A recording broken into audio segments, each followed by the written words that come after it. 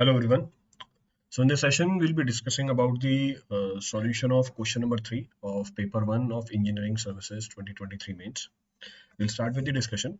Before starting, there are certain announcements. Flat 25% off and free months are available for all the foundation batches which are there for GATE, ESC, PSUs 2024 and 2025 that are starting from 30th of June.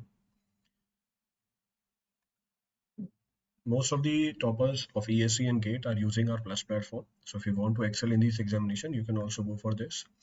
The new batches are starting from 30th of June, in which we'll be starting with structural analysis, general aptitude. I'm also taking two subjects, steel structures and soil mechanics. If you go for the iconic subscription on our platform, in that you will be getting the hard copy of the books also. Approximately 19 books are there, both technical, non-technical, that will be delivered to you within 15 days. The no-cost CMI and 0% interest on the loan is also available if you go for the subscription. The new batch for offline is also started on 19th of June, Geotechnical Engineering. If you want to enroll for offline batches, you can also go for that. And if you go on to a single subject in this batch, that is also available. That feature is also available for all the learners. So we'll start with the discussion. This is the question number 3 of paper number 1 of ESC Mains 2023. Question number 3, first part says, what is gel space ratio? How it is estimated? Discuss its effects on the strength of the concrete. Very simple question. Trending question asked every year, पिछले 3-4 सालों में हर बार आया है ये. Jail space ratio मिल जाएगा आपको, class में बहुत बार डिस्कस किया हुआ है. अब होती क्या gel space ratio? What is being termed as gel space ratio? तो gel space ratio is defined as the ratio of the volume of the hydrated cement paste to the sum of the volume of hydrated cement and that of the capillary pores. ये ratio है किसका? Volume of hydrated cement paste का to the sum of the volume of the hydrated cement paste and that of the capillary pores. अब ये जो हमारी jail space ratio है, इसको आप रिलेट कर सकते हो किसके साथ? स्ट्रेंथ के साथ. It can be related with the strength. The strength of the concrete can be empirically found as 240 x cube, where x is what? Where x is our gel space ratio, s is the strength, and 240 is the factor, intrinsic factor. The value of the strength will come out in Newton per mm square. तो ये तो हमारी gel space ratio हुई. Then how it is estimated? It is estimated on the basis of the hydration which has taken place. Hydration of what? Cement. So let's suppose for complete hydration, we are doing the calculation. So let's see the weight of the cement, then VCB the volume of the cement per unit weight, W naught is the volume of the water which is being mixed. I'm assuming that 1 ml of the cement on hydration produces 2.06 ml of gel. It is the standard information which is given to you. Direct जानकारी जो आपको दे दी यहाँ पे. तो volume of jail कितनी हो जाएगी? 1 ml cement कितना प्रोड्यूस कर रहा है? 2.06. हमने कितना यूज किया है? How much of cement we have used? हमने सीमेंट कितनी यूज कर रखी है? 1 ml है, तो 1 ml का आप क्या निकाल सकते हो? For 1 ml you can calculate what?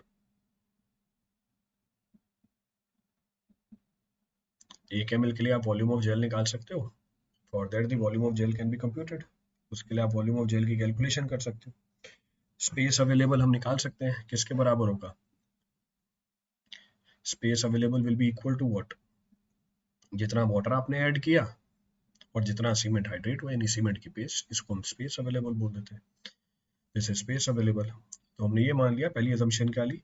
पहली assumption ये ली कि 1 ml of the cement on the hydration produces 2.06 ml of the gel. So volume of gel can be computed. It is equal to the weight of the cement multiplied by what?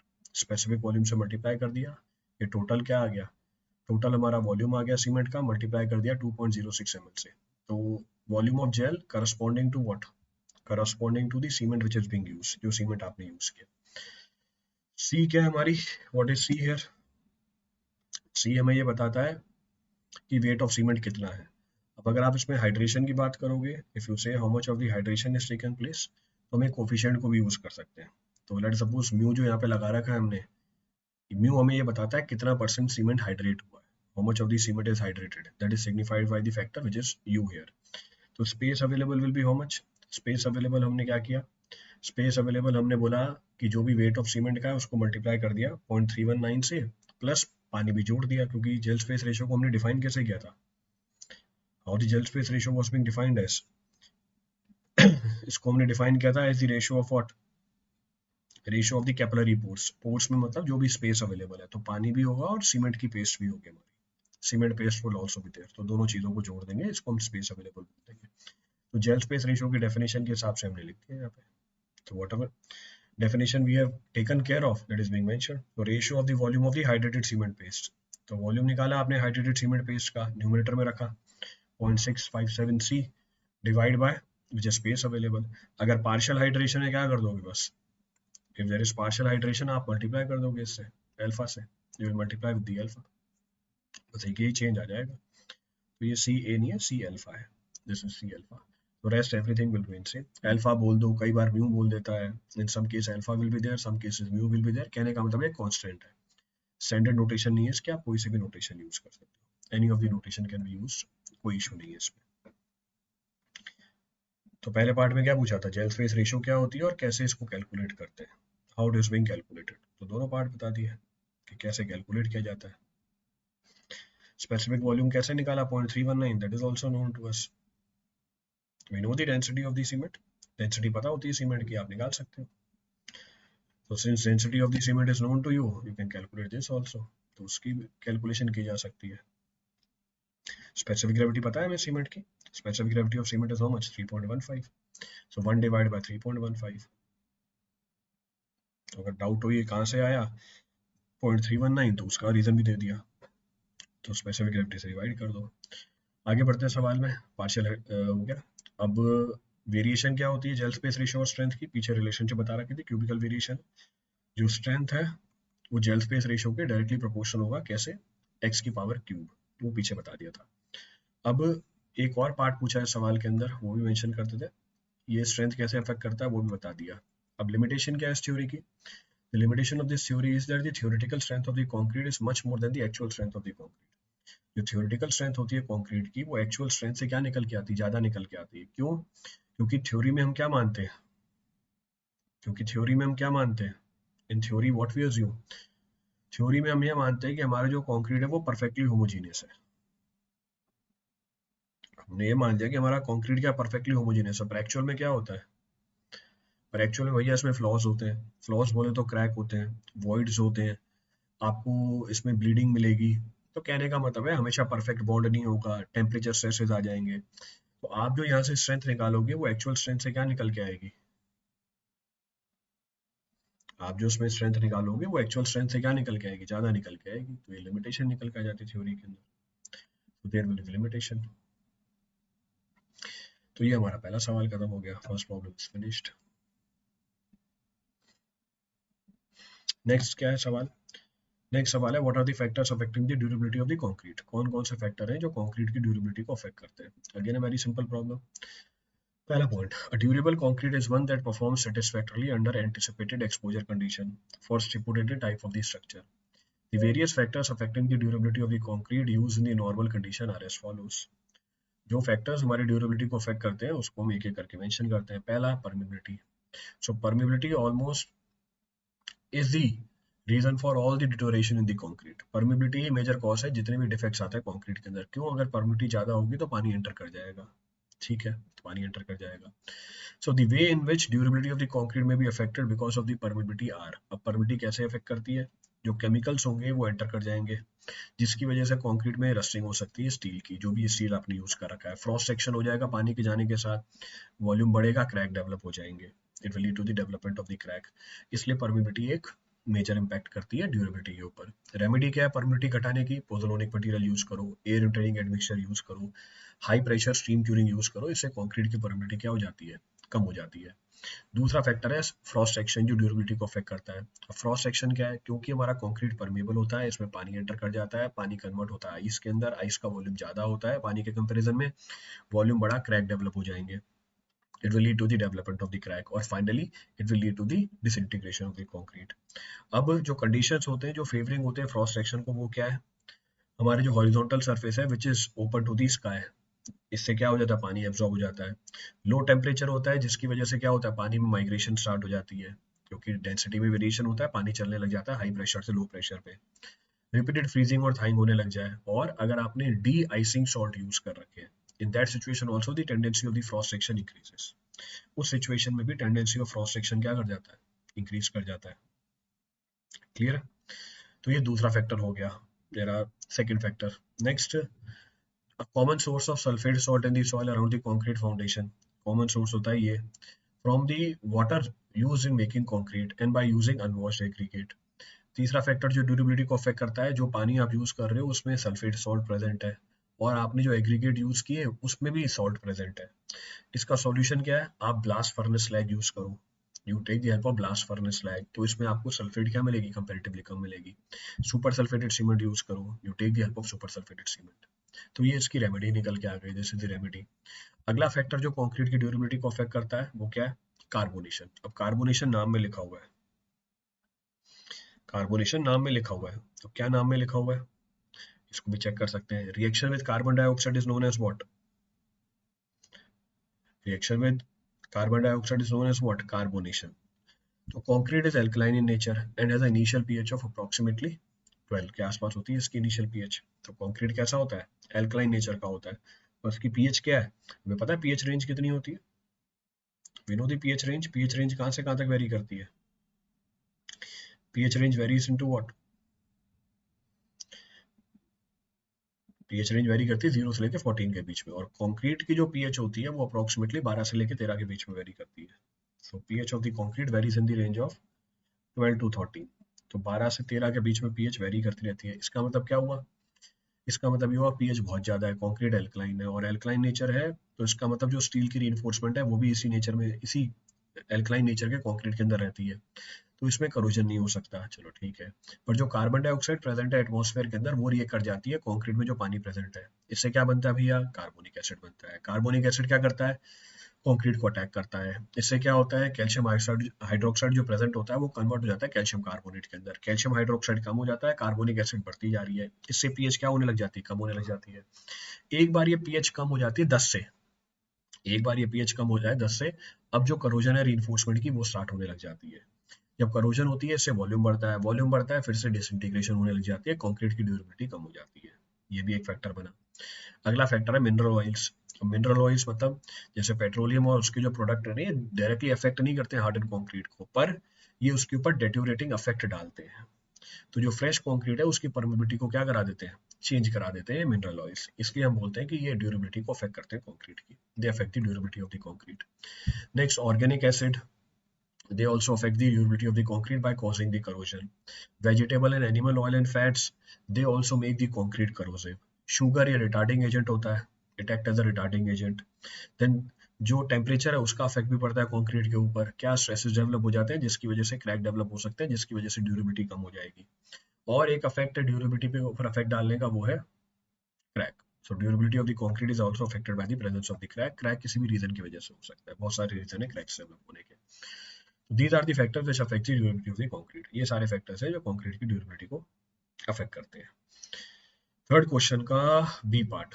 अब third question का B part क्या बोलता है? Third question का B part बोलता है rectangular beam of size 300 by 600 mm is used over a simply supported effective span of 7 meter. The beam supports a live load of 12 kilonewton meter. A straight tendon is provided at an eccentricity of 100 mm below the centroid of a beam section. Find the minimum pre-stressing force required for no tension condition at mid-span under live load. Also show the stress distribution under the self-weight only at the mid-span and at the end of the member. ठीक है, stress distribution भी बताना है mid span पे और end of the member पे। ये तो सॉल्व करना पड़ेगा। इसके लिए पेज ऐड किया, पेज ऐड किया, क्या जानकारी दे रखी है आपको? बीम है हमारी,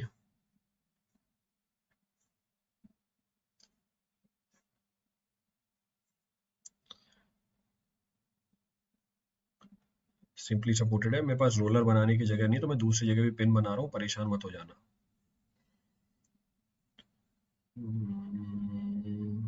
देन डॉटेड लाइन नहीं है मेरे पास, चलो कोई बात नहीं, डॉटेड लाइन है तो मैं ऐसे ही बना देता हूँ।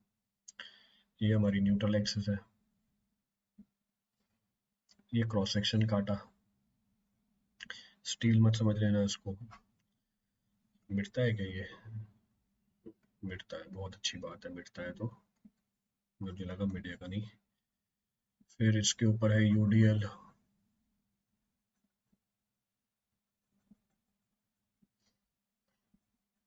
फिर इसके ऊपर है यूडीएल, कितनी दे दी है?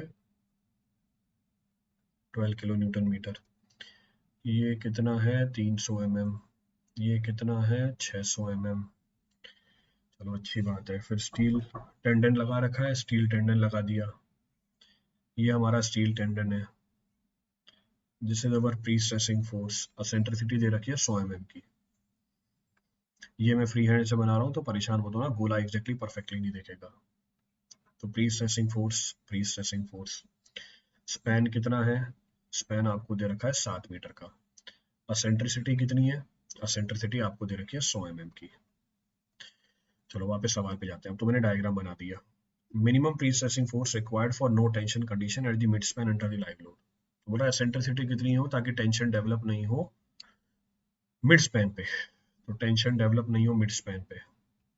लाइव लोड दे रखा है 12, ठीक है। तो मोमेंट निकाल लो लाइव लोड का, प्री स्ट्रेसिंग फोर्स आपसे कैलकुलेट करना है, ठीक है, निकाल सकते हैं। तो हम बोल सकते हैं कि let the pre stressing force required BP, so let the pre stressing force required for no tension BP। अब आपको ये निकालना है P। तो पहला मिड स्पैन की बात कर रहा है ना ये, mid span, so at mid span condition, so at mid span condition आ गया मेरा cursor, so at mid span condition. तो मिड स्पैन कंडीशन पे जो हमारे फोर्स की रिक्वायरमेंट है वो P है। तो अब अगर मैं क्रॉस सेक्शन बना के दिखाऊं, if I draw the cross section, ये हमारी न्यूट्रल एक्सिस है, ये हमारा लोड है, this is the load which is required. Stress distribution diagram बनाना है, तो stress distribution diagram direct stress distribution, और एक आएगी हमारी bending stress. Bending stress pre stressing force है, तो प्री स्ट्रेसिंग फोर्स है, एक इसकी वजह से आएगी, दूसरा हमारा डेड लोड लाइव लोड की वजह से आएगी। ऊपर जो आपको लाइव लोड सपोर्ट किया हुआ है उसकी वजह से वो क्या है, ये तो है हमारी कंप्रेसिव, तो ये तो है हमारी कंप्रेसिव दोनों तरफ। जो आपको गिवन मोमेंट है न्यूट्रल एक्सिस के ऊपर कंप्रेसिव, न्यूट्रल एक्सिस के नीचे टेंसाइल। चलो ठीक है, न्यूट्रल एक्सिस के ऊपर कंप्रेसिव, न्यूट्रल एक्सिस के नीचे टेंसाइल। इसको भी थोड़ा मिटाते हैं, न्यूट्रल एक्सिस के ऊपर कंप्रेसिव, नीचे टेंसाइल। और जो आपने प्री स्ट्रेसिंग फोर्स लगाया है इसकी वजह से भी बेंडिंग स्ट्रेस आएगा, जो आपने प्री स्ट्रेसिंग फोर्स लगाया है इसकी वजह से बेंडिंग स्ट्रेस आएगा, ऊपर टेंसाइल नीचे कंप्रेसिव। तो टेंसाइल अपोजिट डायरेक्शन में दिखाएंगे, कंप्रेसिव नीचे वाली डायरेक्शन में दिखाएंगे। इन सबका रिजल्टेंट क्या होना चाहिए, बॉटम पे टेंशन जीरो आनी चाहिए, तो जो टेंसाइल स्ट्रेस है वो जीरो हो जाने चाहिए नीचे, ठीक है, अच्छी बात है। इनका नेचर, डायरेक्ट स्ट्रेस का नेचर P/A। बेंडिंग स्ट्रेस कितना होगा, moment due to live load Y/I। ये कितना होगा, मोमेंट कितना है PE, सो PE Y/I, सो PE Y/I, ठीक है, बढ़िया बात है। तो इस सबका समीशन क्या हो जाना चाहिए, बॉटम पे जीरो होना चाहिए, तो जीरो होना चाहिए। अगले पेज पे गए, ऐड किया, so will say for no tension at mid span, तो जो हमारा रिजल्टेंट स्ट्रेस है, तो रिजल्टेंट स्ट्रेस है बॉटम पे जीरो हो जाना चाहिए। तो जो रिजल्टेंट स्ट्रेस है बॉटम पे वो कितना है भाई, P/A। चलो P/A, फिर जो वैल्यू है वो कितनी हो जाएगी, नीचे बॉटम पे कितना है, plus compressive plus PEY/A minus moment due to live load Y/I, ये भी I।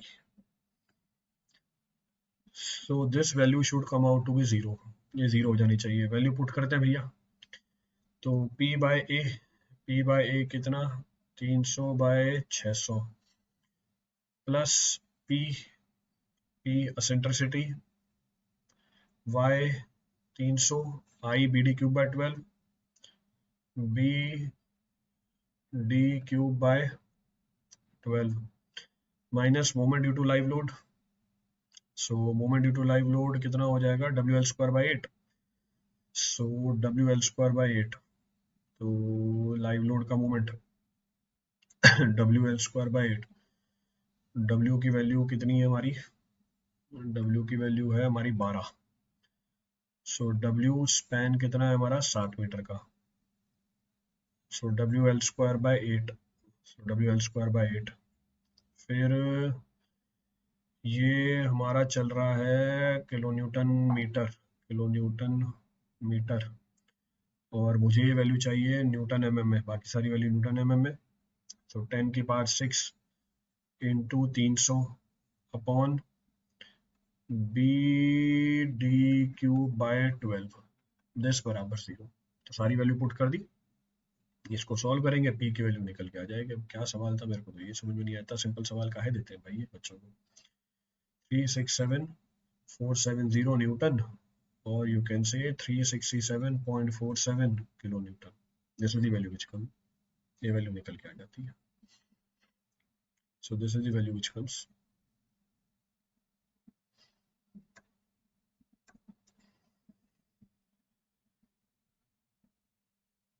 ये पूछा था, पहला पार्ट हो गया मिनिमम प्री स्ट्रेसिंग फोर्स। अब बोल रहा है also show the stress distribution under self weight only. तो अब सिर्फ सेल्फ वेट की वजह से पूछ रहा है eight mid span and the end of the member, दूसरा पार्ट है सवाल का। तो ये तो हमारा पहला पार्ट हो गया सवाल का। अब दूसरे पार्ट पे आए सवाल के, सवाल के जब दूसरे पार्ट पे आते हैं, हमने बोला unit weight of concrete standard है 24 kilo newton per metre cube. Dead load निकाला, सेल्फ वेट बोल दो, तो 0.3 into 0.6 into 1 into 24, volume consider किया 1 मीटर लेंथ का। सो वैल्यू कितनी आ गई है 4.32 kilo newton per metre per unit length. अब moment due to dead load 4.32 L²/8, L कितनी है 7²/8, ये वैल्यू आती है 26.46 किलो न्यूटन मीटर। अब आपको स्ट्रेस निकालना है, स्ट्रेस निकालना है, अगले पेज पे गए, पहला पार्ट मिड स्पैन पे और एंड पे। सो एट मिड स्पैन, तो मिड स्पैन की बात करें, मिड स्पैन की बात करें, दोबारा से आपको डायग्राम बना के दिया।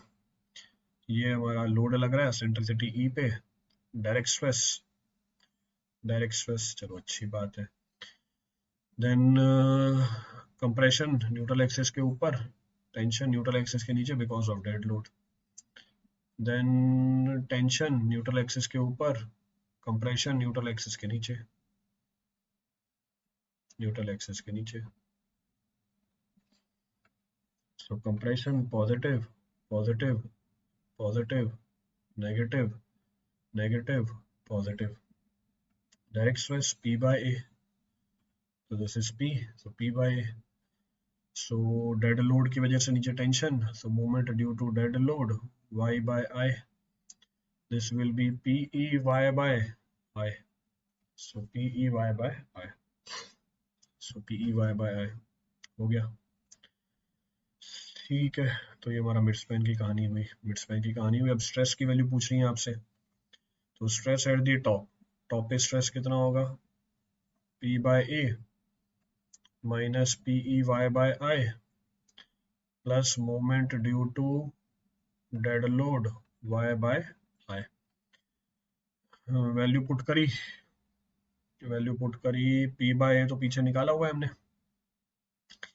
P by A कितनी है हमारी, P 367.47, so 367.47 into 10⁻³ upon 300 into 600 minus 367.47 into 10⁻³ into eccentricity, कितनी है भैया eccentricity, what is the eccentricity, 100, ये तो पीछे निकाला हुआ है, दोबारा से वापस कैलकुलेट कर लिया, BD³/12, moment due to dead load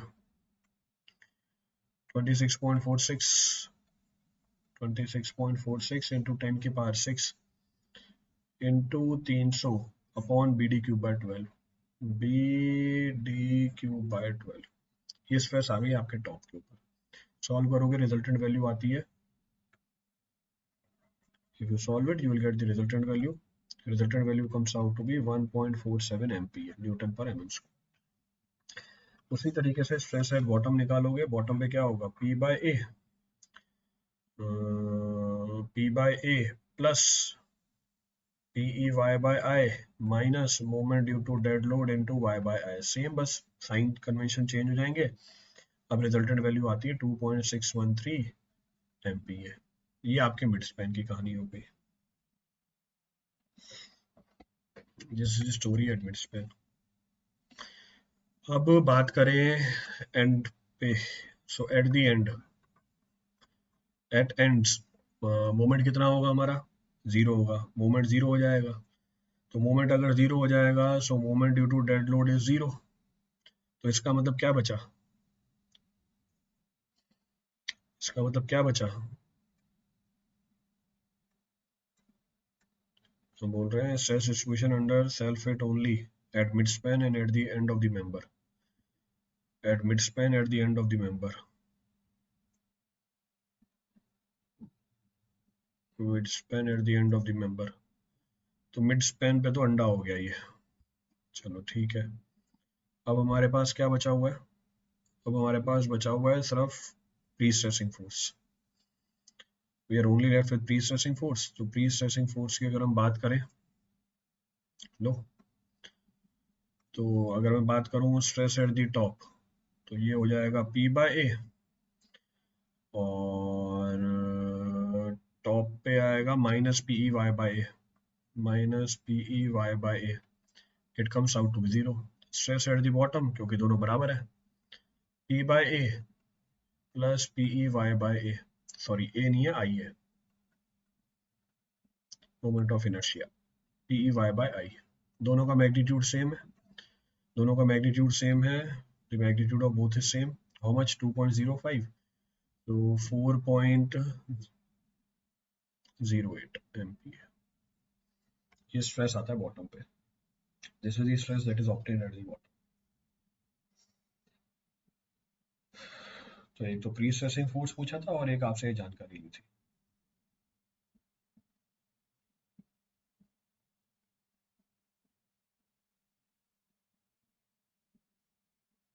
note कर लो पीछे से अगर नोट करना है तो।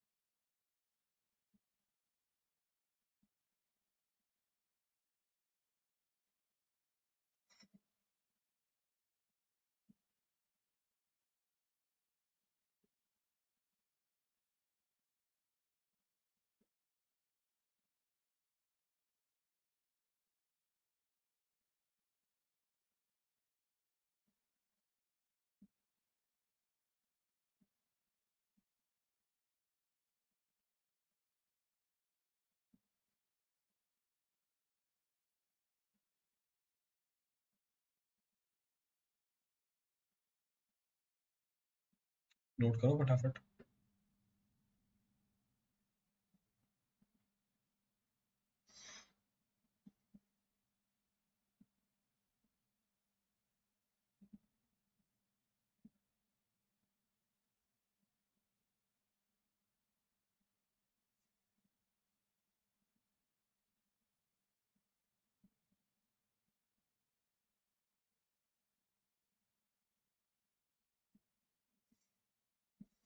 एक सवाल और बचा है इसका, one more problem is left.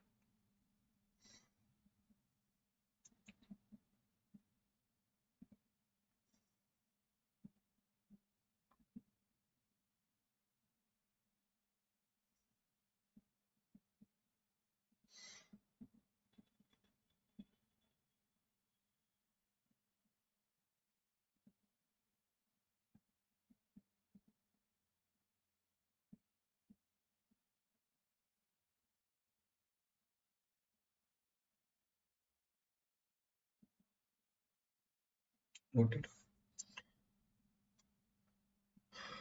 देखो अगला सवाल।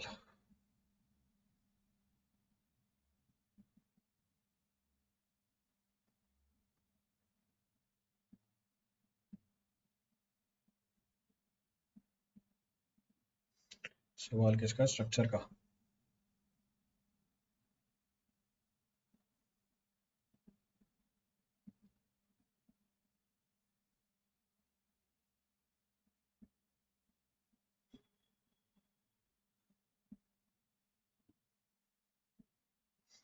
चलो देखते हैं क्या है सवाल। Uniformly distributed load of 45 kilonewton per metre longer than span, span से बड़ा है, rolls over a simply supported girder of 35 metre span. ठीक है, 35 मीटर का स्पैन है, यूडीएल दे रखा है।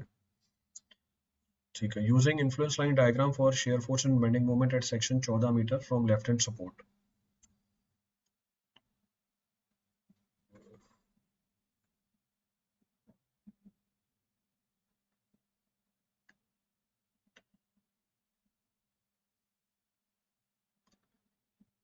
ठीक है, तो इन्फ्लुएंस लाइन डायग्राम यूज करो। यूज कर लेंगे इन्फ्लुएंस लाइन डायग्राम, अच्छी बात तो है, बट सवाल ये है कि पूछा गया है आपसे। Problem is what is being asked, maximum bending moment shear force. तो बोल रहा है इन्फ्लुएंस लाइन डायग्राम यूज करो। ठीक है, 14 metre from the left hand support.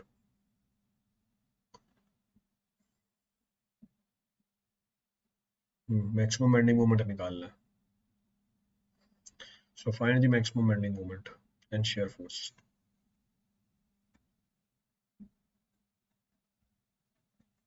Maximum bending moment and maximum shear force. चलो ठीक है, फिर तो सिंपल है, maximum bending moment shear force है, निकाल सकते हैं। So maximum bending moment shear force standard case है पहला। हम बोलेंगे influence line diagram for shear force at C. C point पे निकालना है। चलो पहला part, so will say for maximum positive share force standard case. So for maximum positive shear force, place the tail of UDL just right, just right of C। जो tell है UDL की उसको just right of सी रखो। इस बात को समझने के लिए हम डायग्राम बनाते हैं। ये हमारा शेयर फोर्स डायग्राम है और टेल आपने जस्ट यहाँ पर रखी हुई है, वैसे ही लॉन्गर देन स्पैन है वो। तो ये हमारा यूडीएल पड़ा हुआ है। So this is how the UDL is placed. कितना? 45 किलो न्यूटन पर मीटर का। ये हमारा ए पॉइंट है, ये हमारा सी पॉइंट है, ये हमारा बी पॉइंट है। 14 मीटर, ये है 21 मीटर। ठीक है, 14 मीटर 21 मीटर, अच्छी बात है। Then this is how much, ये ऑर्डिनेट कितना है? ए बाय एल होता है, यानी 14/35। 14/35 मतलब 0.4। ये ऑर्डिनेट होता है 1 - 0.4 पॉइंट से। टोटल ऑर्डिनेट एक की होती है। तो मैक्सिमम पॉजिटिव शेयर फोर्स कितना हो जाएगा? So maximum positive shear force will be equal to what? 45 into area. Area will be half base into height. So it comes out to be 283.5 kilonewton. अब अगर हम बात करें मैक्सिमम नेगेटिव शेयर फोर्स के लिए, we'll say for maximum negative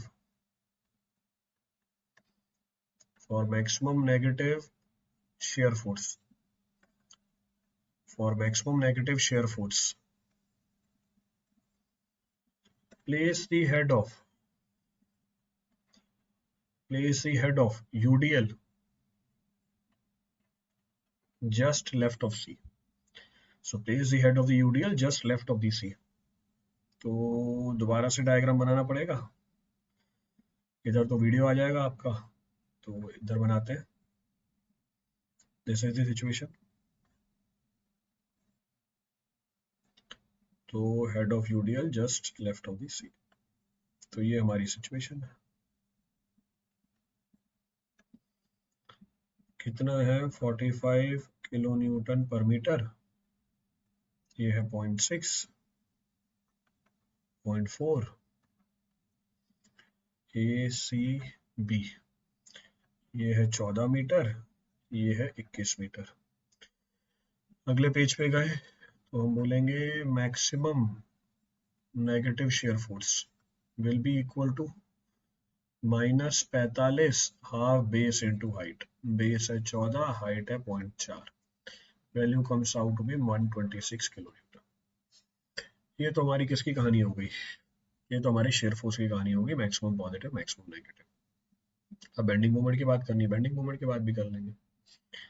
will talk about bending moment also. So what the story of bending moment? So bending moment B, influence line diagram for bending moment. Influence line diagram for bending moment at C. ठीक है. So we'll say for maximum bending moment, place UDL all over the span. Place UDL all over the span. UDL रखो पूरे span के ऊपर.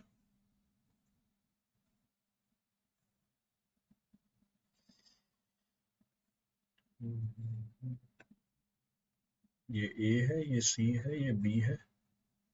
14 metre है, 21 metre है, और UDL को पूरे स्पैन के ऊपर रख दो क्योंकि वो स्पैन से बड़ा है. Again a very simple problem it is. इससे बहुत ही सिंपल सवाल है. 45 kilo newton per metre. So value we'll say maximum bending moment कितना होगा? 45 into half base into height. Base कितना है हमारा? 35 का. हाइट, अच्छा ये हाइट कितनी होती है? हाइट होती है हमारी ए बी बाय एल. तो इसका मतलब 14 into 21 by 35. 14 into 21 by 35 is 8.4. So into 8.4. So it comes out to be 6615 kilonewton meter. So this completes your third problem. ये आपका तीसरा सवाल कंप्लीट कर देता है. So now we'll be discussing the next problem. चलिए, thank you everyone.